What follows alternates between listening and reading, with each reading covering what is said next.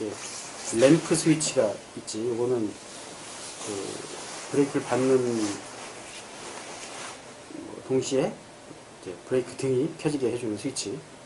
이거는 뭐 내연기관에도 있는 스위치고, 그렇지?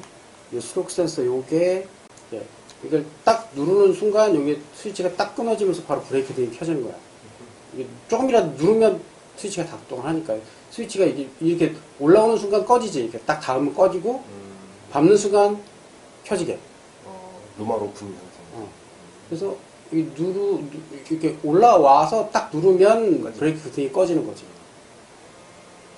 그래서 브레이크 스위치만 놓치면 바로 예를 들면 5단으로 쭉 달리고 있다가 내가 갑자기 추월을 하고 싶어. 그럼 본인이 10다운 해갖고 밟으면 되잖아. 4단으로 내리고 하는. 일단 RPM을 올리고 변속을 해야지. 10다운. RPM 반대로 했습니다. 아니 나도 반대로. 4단으로 내린 다음에 밟으면 또 그 올리는 시간이 또 필요하잖아. 급가속이 되게 어려워. 그렇지? 기어를 빼면서 RPM을 올린 상태에서 클러치 밟고 쉬프트 다운, 그 다음에 고RPM을 유지한 상태에서 클러치를 놔야.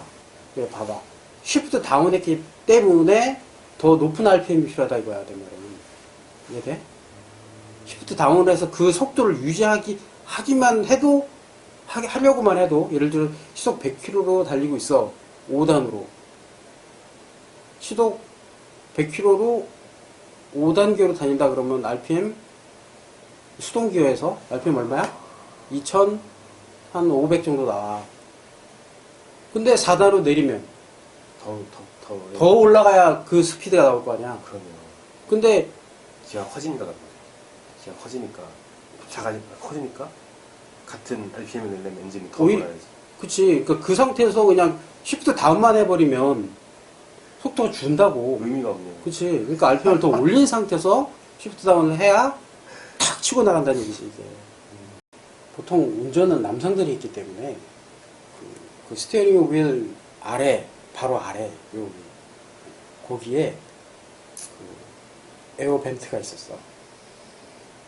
에어 공기가 나오는 에어 벤트요. 왜요? 그 보통은 딱 타면 여기에 있잖아, 에어 벤트가. 여기도 있었다고. 공기가 나오는 거예요? 에어컨 바람 나오는 거. 왜요? 여기 사타구니 시원하게 해주고.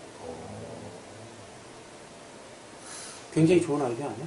하긴 좀 뭔가 항상 이렇게 운전하다가 덥잖아, 여름에 특히.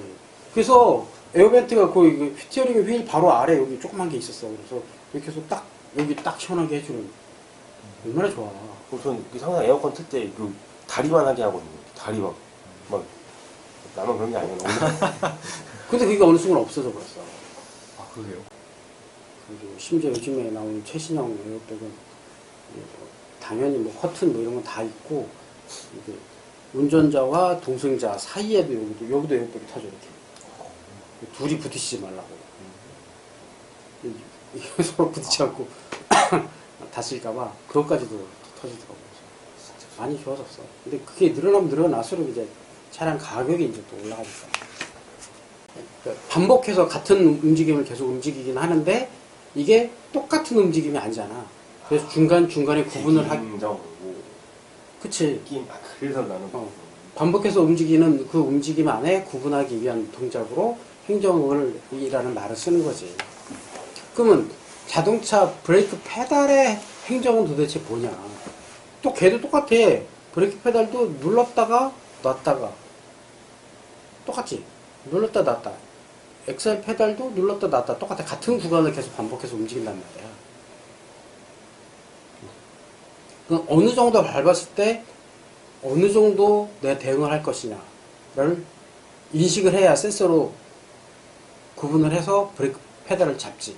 얘는 전기차이기 때문에 엑셀하고 똑같아. 엑셀러레이터도 마찬가지인 게 전기차로 그 일반적인 가속 페달 같은 경우는 이렇게 눌렀을 때 내연기관에 스로틀 페달하고 스로틀 밸브랑 연결되어 있기 때문에 누르는 만큼 비례해서 그 밸브가 열리잖아. 그러니까 자연스럽게 가속이 되는데 전기차는 온 아니면 오프잖아. 전기니까 얘를 보내주느냐 마느냐로 결정을 하는데, 그렇게 하면 그냥 온 해서 바로 팍 치고 나가버리면 제어하기가 어렵지. 내연기관에 익숙해 있던 사람 입장에서 볼 때는. 그래서 조금 밟으면 천천히 움직이고 조금 더 밟으면 조금 더 많이 움직이고 이렇게 조절을 해줘야 돼, 마치. 스트로크를 나눠줬다 그런 의미로.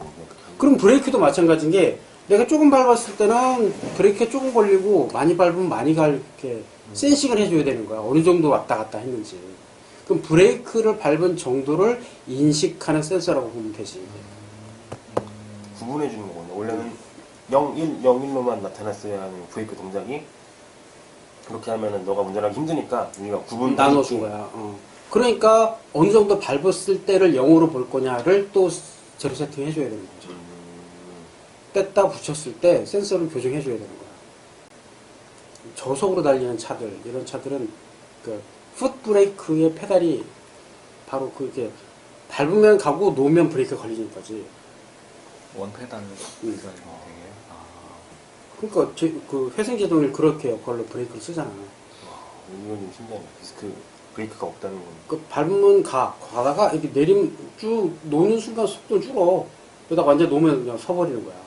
그러니까 모터에서 전기를 끊어버렸을 때는 그게 모터에 걸려있는 로드에 따라 달라지지.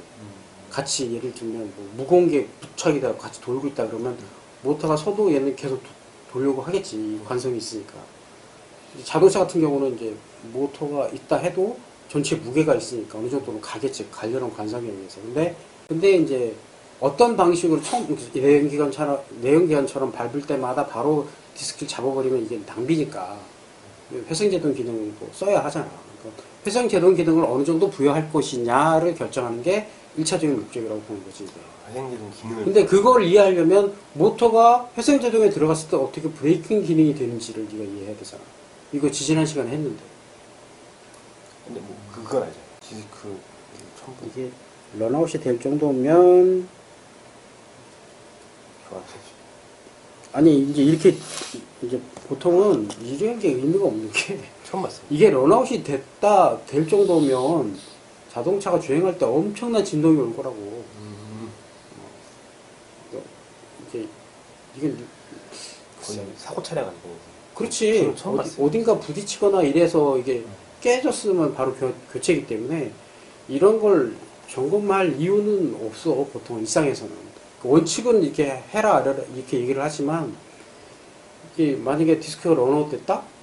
어떤 이유로? 예를 들면 뭐 돌을 맞았다. 아니면 누군가가 일부러 브레이크 디스크를 망치로 한 대 때렸다. 그럼 이제 런아웃이 되겠지. 만약에 그랬다 쳐. 그러면 주행하면서 바로 이건 티가 난다고. 계속 소리가 날 거야. 브레이크 패드를. 아니, 밟지도 않았는데 패드에 자꾸 걸릴 거라는 얘기지, 얘가. 계속, 이게 브레이크 돌아가면서 계속 소리가 날 텐데. 이상, 바로 교체지, 이건. 뭐, 런아웃을 점검할 일 자체가 있을 리가 거의 없지. 워낙에 그것도 인지하지 못하는 사람들이 많아서. 우리나라는 바로 옆에, 이제, 인근에 정비소가 흔히 갈 수 있는 곳이 많이 있으니까. 우리나라 안에서는 브레이크 패드 센서라는 게 별 의미는 없고, 워낙에 자주 가니까 사람들이 올 교환하기 위해서라도 가니까. 근데 외국은 자기가 정비를 하는 경우가 많아서 그래서 센서가 필요한 거지. 직접 자기가 관리를 못하는 사람들이 있을 수 있기 때문에 센서가 필요한 건데 갑자기 뭐 이상이 생긴다든지, 그러니까 요즘은 운전자 보조 시스템들이 많아져서 내가 브레이크 패드를 안 밟아도 갑자기 속도를 줄이는 이런 상황들이 벌어질 수 있잖아.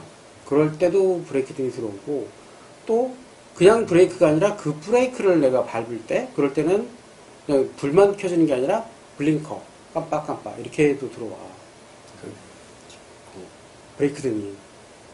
그래서 뒤에서 주행하는 사람 입장에서 볼 때 앞에서 급브레이크를 밟았구나라는 걸 인식할 수 있도록. 보통 사람들은 급브레이크 밟으면 비상등을 켜주잖아. 너무 느리지. 그래서 요즘 차에는 이런 시스템들이 들어가 있는 거예요. 그래서 블링커도 있고 이런 게 다 같이 들어가 있는 게 갑자기 급브레이크를 밟았을 때 깜빡이게 해주는 이런 기능도 들어가 있는 거지. 밤이 되거나 터널에 들어가면 내 계기판이 안 보이니까 불이 안 켰구나 그러고 불을 켜잖아. 근데 이게 켜려지는 과정에서 불이 상시 켜지니까 당연히 켜져 있겠지라고 착각을 하는 거야. 거기에 학습이 돼버린 거지. 무식하면 빨리 죽어요. 그래서 오히려 그런 가만히 기능을 넣으면 어떨까 싶어. 계기판을 어두울 때 일부러 꺼버리는 거지. 아, 어, 그게 오히려 안전을 위해서는 네, 일부러. 그렇죠. 불을 켜게 되니까. 하긴 오토 그러니까 미등이나 외부 등을 켜지 않는 상태로 만약에 진행을 할 때 보통은 데일라이트라 그래갖고 이제 LED가 개발이 되면서 이런 현상이 나왔는데, 그러네요. 그러니까 평소에도 낮에도 밖에 밝으니까 밝을 때도 계기판이 잘 보이라고 LED를 집어넣어서 밝게 비춰주는 건데, 이게 밤에도 계속 그 상태니까 불을 안 켜고 다니는 거예요. 그럴 수 있겠네요. 그러니까 오히려 거꾸로 얘네들은 밤에 불을 꺼버리는 거야, 얘를.